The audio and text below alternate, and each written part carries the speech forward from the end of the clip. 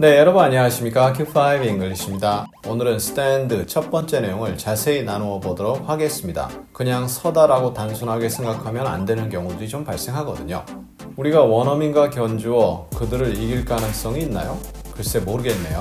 하지만 열심히 한다 그리고 국어라는 강력한 무기를 활용한다면 충분히 승산이 있다 생각합니다. 오늘 표현에서 확인해 보시고요.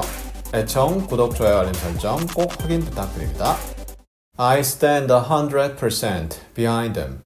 나는 그의 뒤에 100% 서 있다. 원래 우리가 어디를 갈 때 사람 뒤에서 그 사람을 밀어주는 개념이 되잖아요. 물론 앞에서 끌기도 하지만 그래서 stand behind 하면 뒤에서 밀어준다라는 느낌입니다. 그런데 100%를 밀어준다.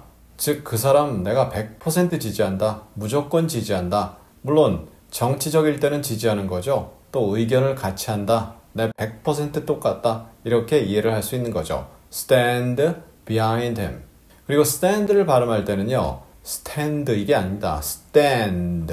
A를 좀 길게 가고요. T를 stand 이런 식으로 가는 거죠. 그래서 stand 이렇게 하면 원어민의 발음이 나오게 되는 거죠. He stands behind the clinical data. clinical이라는 것은 임상의 이런 표현이죠. 그래서 임상 데이터 뒤에 서 있다. 즉 임상 데이터를 지지한다라는 내용이죠. 임상 데이터에 찬성을 던지고 그 말이 옳다, 그 결과가 맞다 이렇게 얘기하는 거죠. 마찬가지 개념으로 stand behind를 이해하시면 되겠습니다. He stands accused of murdering his wife.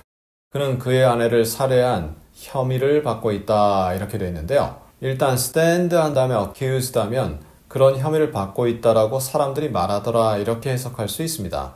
그런데 stand는 뒤에 나온 accused 된 상태를 유지한다 라는 느낌으로 영어적으로 이해가 됩니다. 그럼 accuse라는 것은 보통 어떤 것을 저질렀다라고 사람들이 욕을 하는 거죠. 그런 혐의를 받는 거죠. murdering, 살해를 했다. murder, 굉장히 우리에겐 익숙하죠. kill보다는 조금 완화시키는 편이지만 완화시킨다고 해서 그 느낌이 달라지진 않죠. 즉 아내를 살해한 혐의를 받고 있다. stand, 직역하면 서 있는데 서 있는 상태가 욕을 막 먹으면서 서 있는 거죠. 그런 느낌 가져보시면 됩니다. accused 된 상태를 유지한다. 그리고 be accused of 이런 식으로 해서 비동사를 쓸 수도 있습니다. He is 이렇게 쓸 수도 있고요. accused of가 온다 꼭 기억하시면 좋습니다. Stand up for your rights. Nobody will. 너의 권리를 위해 서 있어라. 아무도 그러지 않을 것이다. 일단 stand up for, 내가 옳다라고 생각하는 것을 위해서 일어선다가 직역인데요. 당당하게 주장해라 이거죠. 너의 권리들을. 일반적으로 권리는 복수형으로 쓰게 됩니다. 그래서 너의 여러 가지 그 권리들이 있는데 그것을 위해서 당당히 서 있어라. 왜냐하면 아무도 너의 권리들을 위해서 서 있지 않을 거니까. Nobody will stand up for your rights. 이렇게 같이 반복되는 표현은 생략하게 되는 거죠. We didn't stand a chance against them. 우리는 그들에게 대항해서, against가 대항해서니까 결국 그들과 상대해서 기회가 서지 않았다. 영어적 표현으로요, stand a chance against 하면 누구와 대항해서 누구를 상대로 해서 가능성이 있다. 이렇게 되는데 didn't니까 가능성이 없다 이렇게 이해하는 거죠.